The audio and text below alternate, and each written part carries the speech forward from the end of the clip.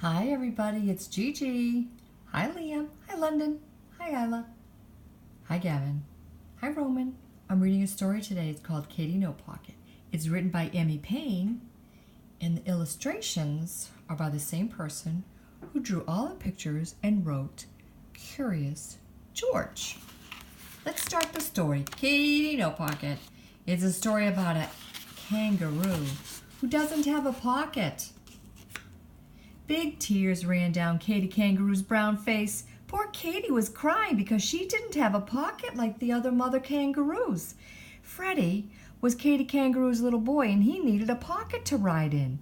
All grown-up kangaroos take awfully big hops, and little kangaroos like Freddie get left far behind them, unless their mothers have nice pockets to carry them in. Poor Katy didn't have any pocket at all. Look, no pocket. These mummies have pockets to put their babies in, but not Katy. She's worried. Katy Kangaroo cried just thinking about it, and Freddie cried too. Then all of a sudden, Katy had a wonderful idea. It was so wonderful she jumped 6 feet up in the air. The idea was this. Other animal mothers had children, and they didn't have any pockets. She'd go and ask one of them how they carried their babies. Freddie looked around to see whom to ask, and Katy looked all around too. And what they both saw were two bubbles rising up from the river right beside them. Mrs. Crocodile, said Katy, feeling lots better already. She hasn't any pocket. Let's ask her. A lot of big muddy bubbles came up through the water, and then Mrs. Crocodile stuck her head up, opened her enormous mouth, and smiled. Why, Katy Kangaroo, what can I do for you today? Please, Mrs. Crocodile, I'm so sad, said Katy. I have no pocket, and Freddie has to walk wherever we go, and he gets so tired. Oh dear, oh dear. And she started to cry again. The crocodile began to cry too, and then she said, but what can I do? You can tell me how to carry Freddie, said Katy. How do you carry your little Catherine Crocodile? Oh, do please tell me. Why, I carry her on my back, of course, said Mrs. Crocodile. And she was so surprised that anyone shouldn't know that, she forgot to cry anymore. Katy was pleased too. She said, thank you. And as soon as she got down to a good squatting down place, she squatted and said, now, Freddie, climb on my back. After this, it will be so simple, no trouble at all. But it wasn't simple. In the first place, Freddie could not crawl up onto her back because his knees stuck out. He couldn't hang on because his front legs were too short. And when he did manage to hang on for a few minutes and Katy gave a long hop, he fell off, bump, bang, with a terrific thump. So Katy saw that she couldn't really carry her baby on her back.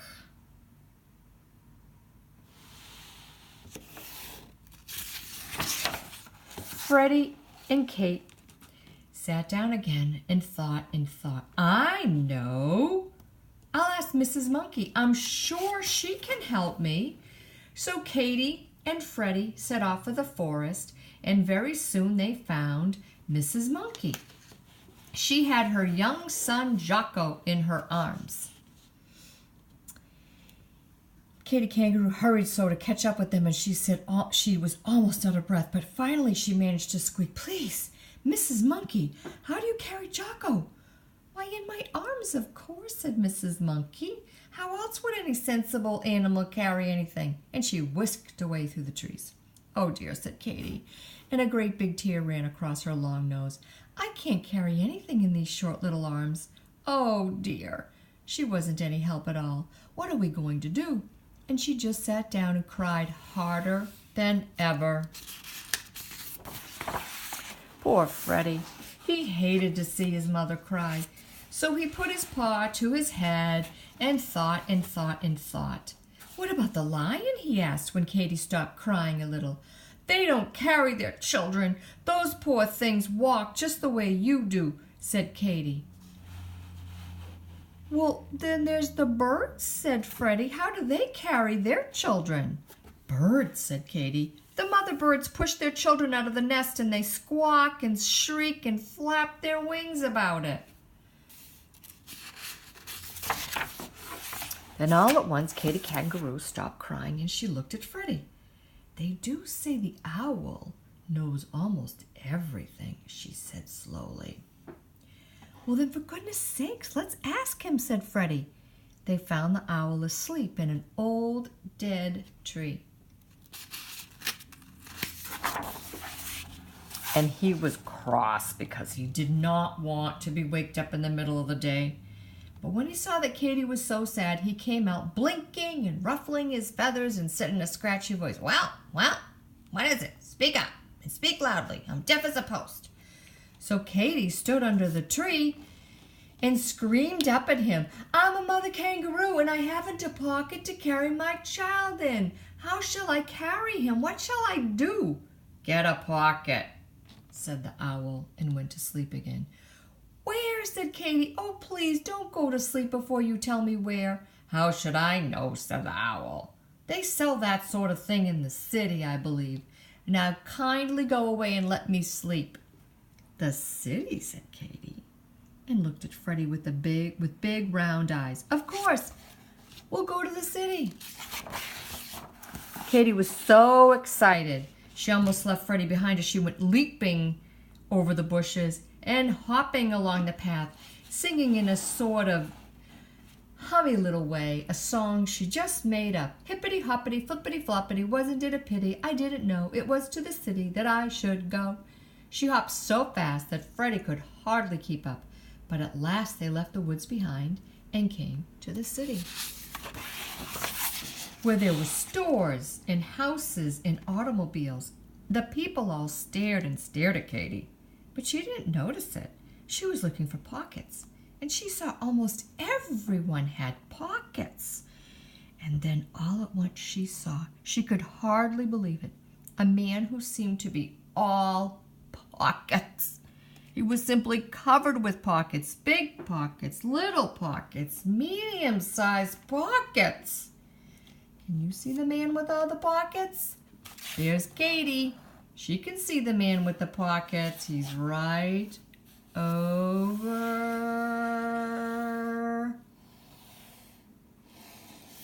here.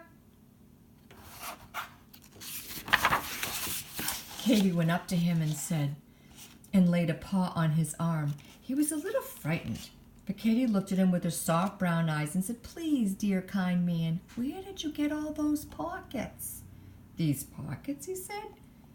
You want to know where I got all these pockets? Why, they just came with the apron, of course. You mean you can really get something to put on with all those pockets already in it? Asked Katy. Sure you can, said the man. I keep my hammer and nails and tools in my pockets, but I can get another apron, so I'll give you mine. He took off the apron and dumped it upside down. Out fell a saw, a wrench, nails, a hammer, a drill, and lots of other tools. Then the man shook the apron hard and turned it right side up again and hung it around Katy's neck and tied it behind her back. Katy was so pleased and happy and excited that she couldn't speak. She just stood still and looked down at all those pockets and smiled and smiled and smiled. By this time, a big crowd had gathered to see what Katy Kangaroo was doing, and when they saw how pleased she was, they all smiled too. Look at her with that apron on with all those pockets. At last, Katy was able to say thank you to that nice, kind man. And then what do you think she did? She popped Freddie into a very comfortable pocket, and she hippity-hopped home faster than ever before because, of course, she didn't have to wait for Freddie. There they are, Katy the kangaroo with her baby Freddie stuck in the big pocket. And what did she do when she got home? Well, she had so many pockets that she put Freddie into the biggest one of all. Then into the next largest one, she put little Leonard Lion. Then Thomas Tortoise just fitted into another pocket. Sometimes she had a baby bird if its mother was busy at a worm hunt. and there was still room for a monkey, a skunk, a rabbit, a raccoon, a lizard, a squirrel, a possum, a turtle, a frog, and a snail. And now all the animals liked Katy's pockets better than any other pockets in the whole forest. And Katy Kangaroo is very happy because she has more pockets than any mother kangaroo in the world. The end. There's Katy Kangaroo with her baby Freddie and all their friends and all those pockets. I hope you like the story. I love you. Nighty night.